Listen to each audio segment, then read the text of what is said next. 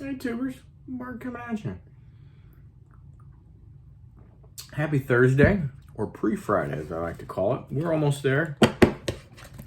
Got a mail day, but start with a bit of a good news story. So I sold a raw card on eBay. Actually selling it for somebody else. I've been helping over the last year this guy sell off some stuff his older gentleman collected, way back when, and didn't touch any of the stuff for 30 years.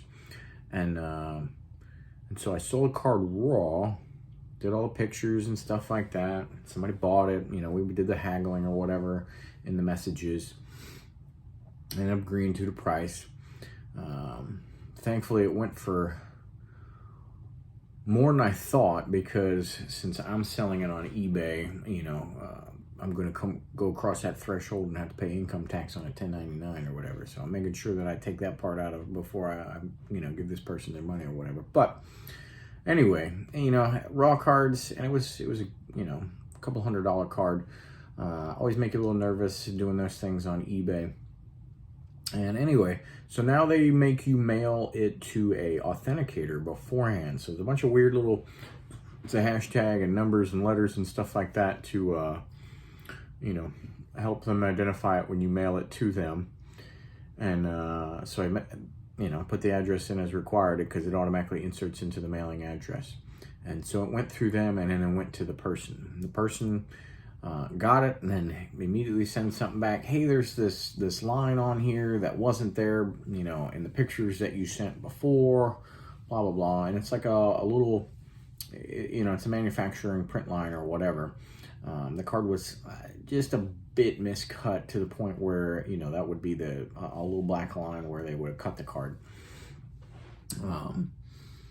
And so, but it was in all the pictures and everything like that, I didn't hide any of that stuff. I even gave close-ups when requested of the corners of the card and everything like that. And so the person was like, and so I said, well, if there's an issue, then open a case and return the card. Then that person came back, well, there's a possibility that, since the authenticator touches this, that it gets, messed up in that process or something like that. And they said something, and so I said, okay, what are you asking for? Because I knew they were trying to get some more money or something like that, some money back or whatever. I knew the game.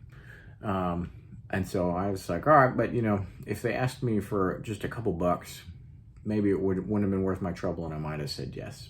We'll see. You never know until you ask. So I said, what are you asking for?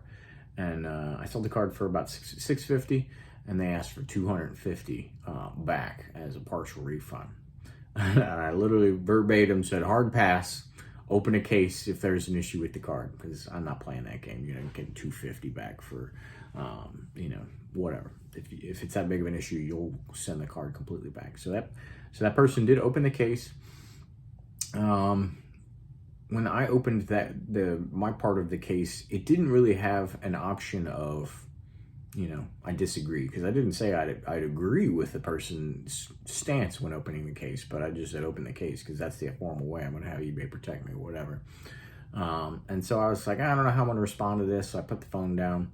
30, 40 minutes later or something, I came back to it. I think it was a Saturday or something. And eBay had already closed the case. It said, nope, that's what you bought, whatever, boom. You're keeping the card. We ain't refunding it. I was like, oh shit, eBay finally took the seller side on that one. I couldn't believe it. So that's kind of cool that the authentication step does protect you a little bit better than it did, because I don't know, I was one of those folks that was, I got to take advantage. But when they were doing Project 2020 and you buy the card for $20 and it was worth $700 before it even showed up in the mail, and you were selling those things, people were returning them because they would tank overnight, and they'd try to return them, and then you left holding the bag on that. So that was unfortunate. I got the raw end of that. I still made some profits off of those, but for eBay to take your side like that is pretty cool. Counter to that, though, if you are the buyer, you've got to do your due diligence a little bit better now too, then, especially on raw cards, right? What's this, what's that? Let me see a zoom in on that. There's a lot of people that won't show a back of a card or something, and I fully understand that. If you're selling a $2 card, I'm not going to probably show too many backs of cards on those things either. I don't sell cards for $2 because usually not worth my time, but you know what I'm saying there. So there's some goodness there, but you know, you got to get pretty into the pictures if that's going to be the game now. So just an interesting little story. Thought I'd throw that at you, but mail day. And you'll see I got a fresh crop of supplies. So I got the top loaders, penny sleeves, and a gang of card saver ones. Now I am ready to go. I just sent 230 some cards off to PSA. They got logged in the other day. And so now I'm on the resupply of future subs. So here's an 06 gold medallion of Frank Gore. Not a perfect card, but in good condition. It's just got a tiny bit of a white corner there, but after thinking about it, I am convinced that that is the best version I'm going to find. So I think I'm going to sub that one. So if I ever show you a card in a card saver one, that's the intention, is to sub it. But I'm a big gold medallion fan. 98s and 2006s are my favorite amongst those. Picked up this Adrian Peterson. I don't remember the year. That's 09 Topps Chrome. Good looking card. Not a refractor, just a good looking base. I picked up an Adrian Peterson from 14. That's the color match purple refractor. I should have looked at, I forgot what this one's called. It's not the plain, it's more than a blue refractor. It's got some cool name to it or whatever, because I think it came in like complete sets or something like that. But a color match Calvin Johnson from 2015 Chrome. I got to look that up on the eBay listing to remember that terminology there. I think a lot of Prism Raws are coming down right now. So picked up this Trayvon Diggs. Gets a ton of interceptions, also gets beat big because he plays risky, but for a couple bucks, I figured I'd snag that up. And if he has a decent year by the time I'm ready to submit some more cards, we'll put that in there.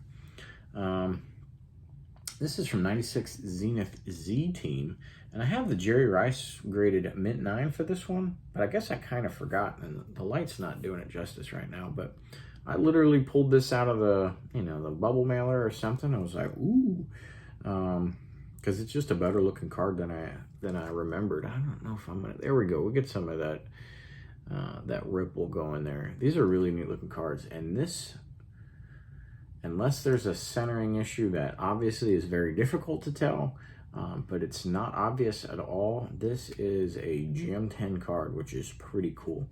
And it's nice when you get those inserts like that, because they were good enough when they came out in the pack that somebody knew to take care of it then, right? There's some sleeper ones that now we covet a little bit, but if we didn't covet when it came out, we didn't treat it as well. But if you knew you hit something pretty cool when you got it, you know, 25, 30 years ago, then those people took care of them, which is nice. Random pickup, Veterans Committee Hall of Famer there, Robert Brazile. 76 in a PSA 7. Good looking, clean, well centered. Nothing too special there, but chipping away at building back that Hall of Fame rookie set there. And way overdue on this pickup, but got the Wade Boggs. I was watching a couple of them as I watched just about all the first ballot Hall of Famer baseball guys. And somebody sent me a good offer on this one. And it had the centering I was looking for and the fresh Lighthouse label. So PSA 9 Wade Boggs from 83. Finally got that pickup. And then the only other things of note there are I got two boxes that I just did for, you know, just a fun personal break, I guess. Well, I bought two. One was 93 Game Day. I just kind of put that in an old display over there. It's got Steve Young on the front, so I just thought it'd be cool to have a couple boxes with some Niners on that were the, you know, the cover photo guys or whatever. But then also got 94 Bowman. Was specifically looking for Isaac Bruce rookie and a Kevin Malway. Didn't quite work out. Still a fun break, and it was still cheap. I ended up getting the Isaac Bruce in the final pack that I opened, but the top edge is a little rough. But other cards to show off in there. Got the Marshall Faulk rookie. The other one of kind of note, if you're a registry guy, that is Tom Nalen He is what is his position? He's a fat boy, right? 6'2", 280. Looks like he's a guard of some sort. But he is a Denver Broncos all-time guy. And that is his primary rookie. So all of the Broncos sets and everything have him there. And then I just thought this was cool. They put a all-rookie team foil as one of the inserts there. Probably the only insert in a damn set. Which features a bunch of second-year players who they considered all-rookie from their performance in their first year. Got the Bettis one. Got a bunch of them. There's one per every like 2 or 3 packs, but pulled the Bettis one I thought was pretty cool too. So that's what I got for you. I do have some neat pickups in. I only got a Frank Thomas Leaf back at a good price, so got one of those on the way from last night. So exciting times. Thanks for watching. Finish the week strong. Tomorrow's Friday. Let's get excited. Later.